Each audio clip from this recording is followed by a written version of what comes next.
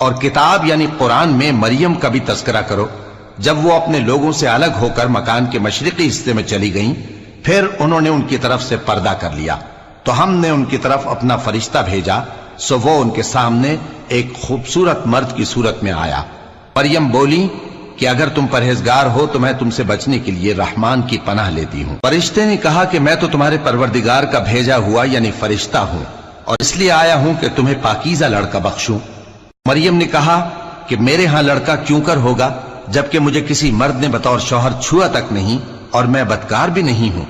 فرشتے نے کہا کہ یوں ہی ہوگا، تمہارے پروردگار نے فرمایا کہ یہ مجھے آسان ہے، اور میں اسے اسی طریق پر پیدا کروں گا تاکہ اس کو ہم لوگوں کے لیے اپنی طرف سے نشانی اور ذریعہ رحمت بنائیں، اور یہ کام مقرر ہو چکا ہے۔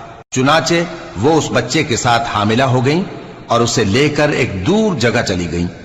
پھر درد ذہ ان کو کھجور کے تنے کی طرف لے آیا، کہنے لگی کہ کاش میں اس سے پہلے مر چکتی اور بھولی بسری ہو گئی ہوتی۔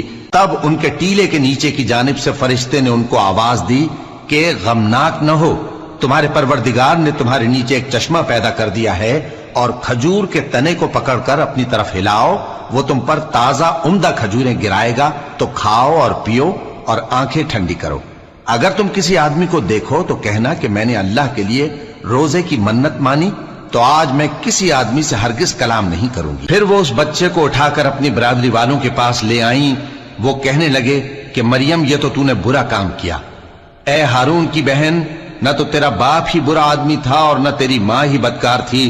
تو مریم نے اس بچے کی طرف اشارہ کیا۔